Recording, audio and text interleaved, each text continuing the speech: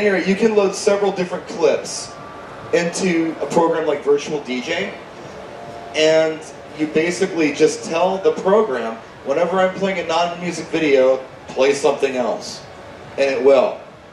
And you can use the same clip for, if you're doing a set of 8 songs, it can play the same clip for 8 songs, or you can manually, you could go into the clip bank and switch, with a mouse click between the clips you'd like to use. I do that a lot. I'll put a clip on and get bored with it after a while when I'm just mixing. I'll jump into the clip bank and I'll just choose something else. So yeah, you don't have to get real technical with it. As long as you tell Virtual DJ what you want to do, it'll just do it for you. It makes life pretty easy. Does that answer your question? Kind of?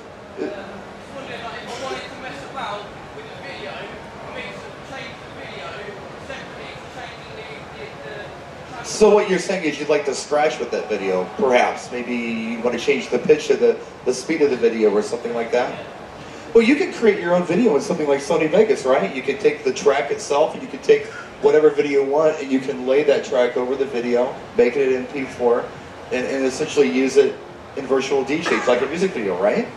You can do that. You're looking at overlaying a separate video to a separate audio track. Right. You'd either do that over in an editing suite, or there is software out there where you can actually just lay it over. Virtual DJ will do it even. Well, there you go. You can definitely do that. Anybody else? Any questions? Yes, sir. That's a good question. How powerful of a computer would you say that a person would need to get started with video?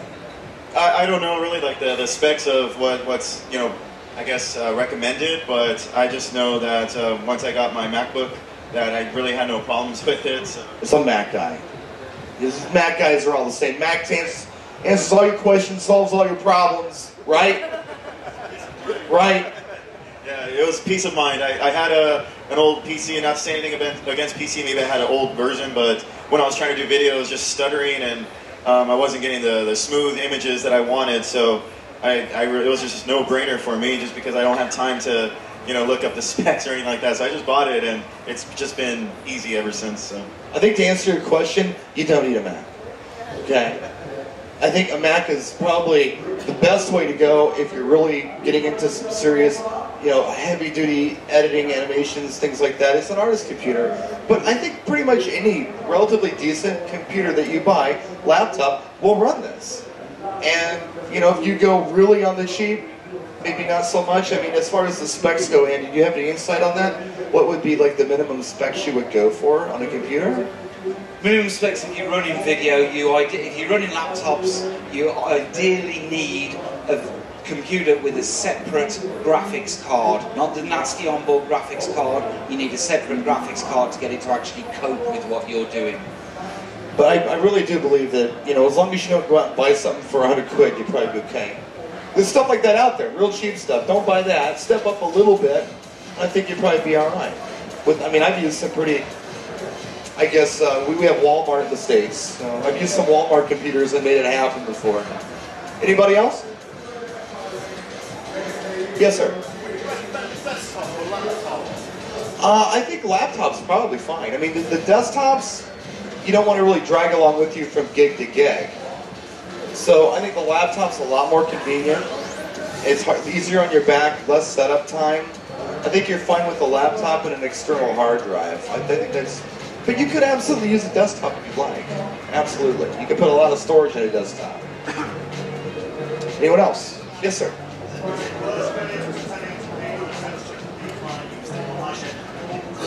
High def. Yeah, definitely go high def. What do you mean on the monitors?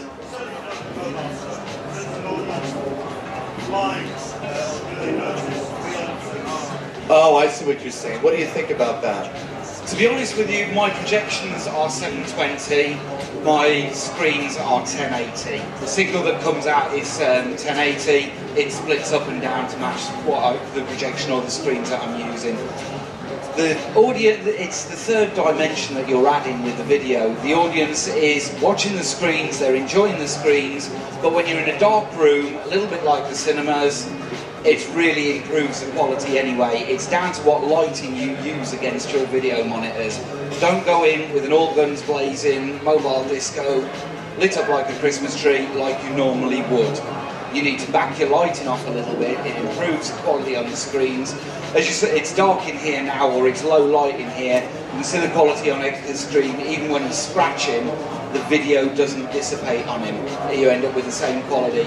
It's a lot to do with the ambience of the place as well as the quality of the video you're putting into the screens.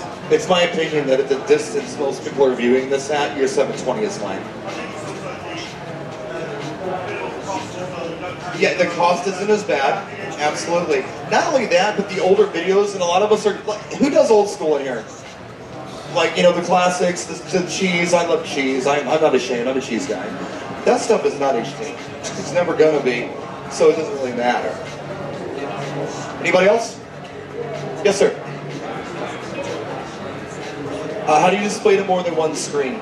Now, there are several ways to do that. Now, we can use a VGA splitter, and sometimes you can jump between television and television. You can have SVGA in, SVGA out. How do you go from screen to screen? In the club, they have giant SVGA splitters, right? Yeah, that's usually like just a display splitter, and they'll have, you know, multiple outputs, so you can go into different lengths of the projections or TVs. I've been told by some experts in the business, and of course it's their opinion, who knows, but you're better off using SVGA than you are HDMI. Simply because it's tougher to split an HDMI signal effectively. And HDMI is created to carry audio and video, and on your display monitors, the only thing you really need to carry is video. So SVGA is easier to split, you don't have the resolution loss. And I don't, that's just a little addition to the answer to that question for you. I hope that helped. Anyone else? Yes, sir. Do I do a lot? Oh, Andy? Yeah, Andy does a lot of weddings with video, don't you? Yeah. Yes, crowd cameras are fantastic, not so much on the wedding side of it. It's nice for the first dance, if it's a big wedding, first dance, get a crowd camera over the top of the dance floor, up in the rig looking at it, but that's usually the only times I'd use it. It's mainly 18s, 21st, sweet 16s that are creeping in, and obviously school proms. They love to see themselves on the screen. Especially if you fade one over the top of the other, as opposed to actually just splitting it, or even split the screen with half crowd cam, half with the video that you're playing. Yeah. They're even nice in clubs. It's not about crowd cameras. You can actually run a live camera and get the people dancing real time, and they just kind of get very happy. They see themselves on screens. People like to see themselves. Take it from a guy who does YouTube videos and watches them all the time.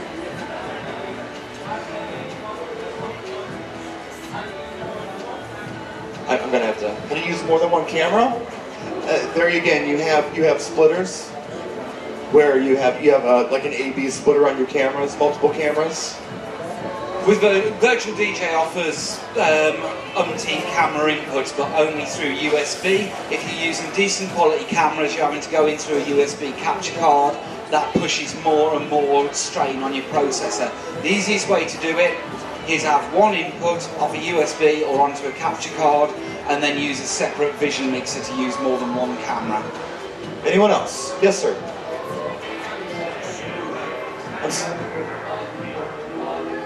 Marketing?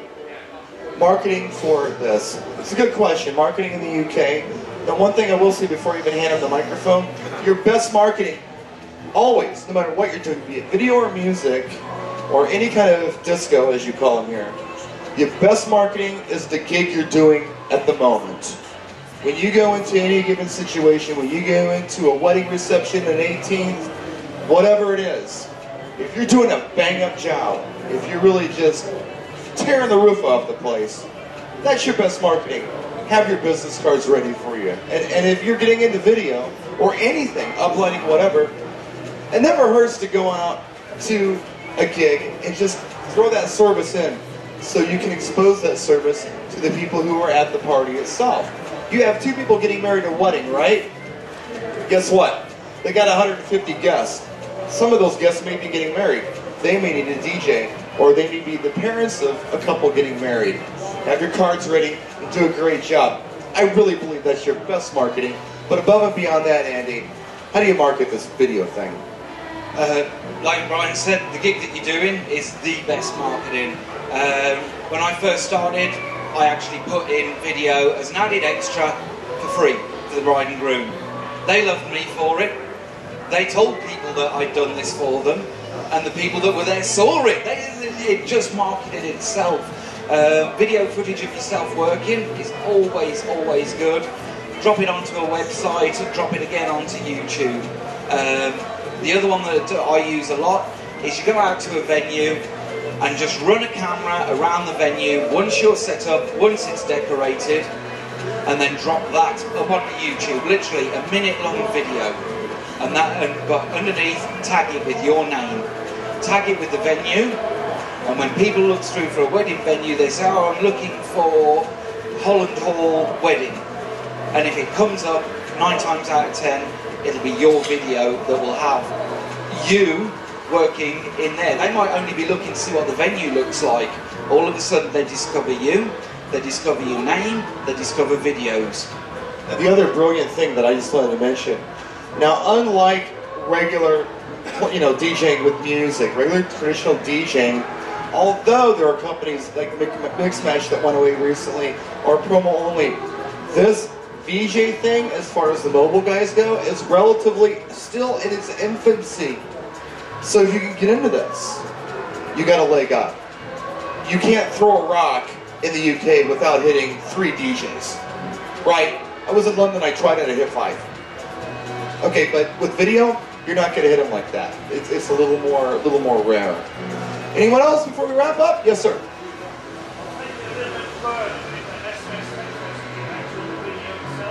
Yes.